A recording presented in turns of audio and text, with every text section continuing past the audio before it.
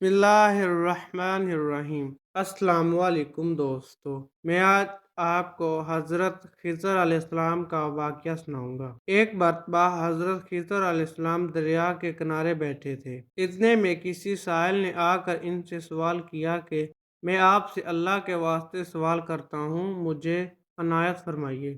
یہ سن کر حضرت خضر علیہ السلام پر بے ہوشی طاری ہو گئی۔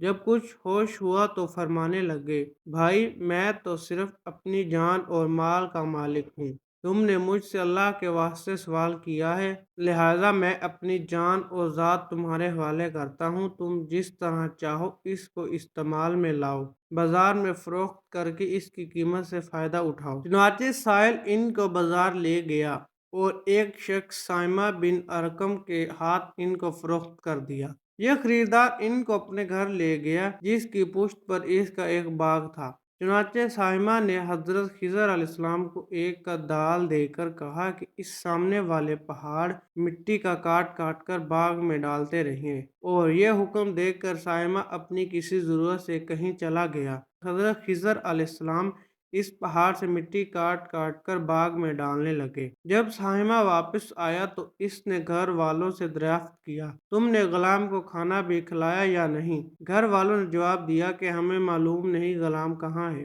یہ سن کر سائمہ خود کھانا لے کر باغ میں آیا تو اس نے دیکھا کہ وہ غلام یعنی حضرت خضر علیہ السلام تمام پہاڑ کی مٹی کاٹ کر ڈال چکے تھے اور اپنے کام سے فارغ ہو کر اپنے مولا حقیقی کی عبادت میں مصروف تھے۔ یہ دیکھ کر سائمہ کو بڑا تعجب ہوا اور اس نے دریافت کیا کہ یہ تو بتائیے کہ آپ کون ہیں؟ یہ بات سن کر حضرت خضر علیہ السلام پر کچھ بے ہوشی طاری ہو گئی، اور پھر افاقہ ہونے پر انہوں نے فرمایا کہ بھائی میں خضر ہوں۔ جس کو سن کر سائمہ کے ہوش اڑ گئے، تو نے یہ کیا کیا؟ ان کو غلام بنا کر ایسا کام پر لگایا جہاں یہ تو انتہائی گستاخی ہوئی۔ پھر ہوش آنے پر سائمہ نے توبہ کی اور پروردگار سے عذر خواہی کے ساتھ حضرت خضر علیہ السلام کو آزاد کر دیا اور جناب باری میں عرض کیا کہ اللہ العالمین مجھ سے اس کا مواخذہ نہ فرمائیے، کیونکہ میں ان کو جانتا نہیں تھا۔ اس کے بعد حضرت خضر علیہ السلام نے دعا فرمائی اور سجدہ شکر بجا لائے کہ اے میرے رب پروردگار، میں تیرے ہی حق میں غلام بنا اور تیرے ہی حق میں آزاد ہوا، اس پر تیرا شکر گزار ہوں۔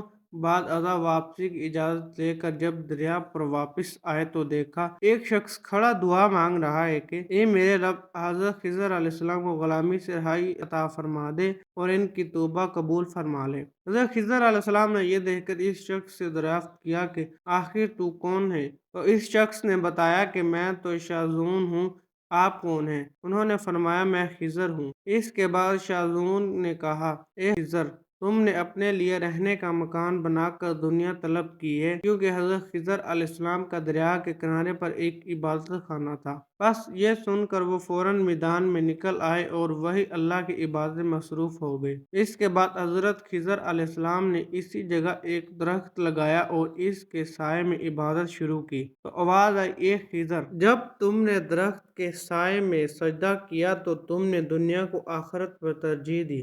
مجھے اپنی عزت اور جلال کی قسم ہے، مجھے دنیا کی محبت میں رضامندی نہیں ہے۔ اس کے بعد حضرت خضر علیہ السلام نے شاذون فرشتے سے کہا کہ اے شاذون، دعا کر کہ اللہ تعالیٰ میری توبہ قبول فرمائے۔ چنانچہ شاذون نے دعا کی اور اللہ تعالیٰ نے شاذون کی برکت سے حضرت خضر علیہ السلام کی توبہ قبول فرمائی۔ تو دوستو، ہمیں اس واقعے سے یہ سبق حاصل ہوتا ہے کہ بے شک ہماری فلاح بھی اسی میں ہے کہ زندگی کے ہر آنے والے لمحے میں ہم راضی برضا رہیں، اللہ تعالیٰ کی چاہت کو سامنے رکھ کر زندگی گزاریں۔ دعا ہے کہ اللہ تعالیٰ ہمیں اس واقعے سے سبق حاصل کر کے نیک بننے کی توفیق عطا فرمائے، آمین۔ تو دوستو، یہ تھی ہماری آج کی ویڈیو۔ امید ہے آپ کو اچھی لگی ہوگی۔ اگر اچھی لگی ہے تو لائک، شیئر اینڈ ہمارے چینل واقعہ ٹی وی کو سبسکرائب کیجیے گا۔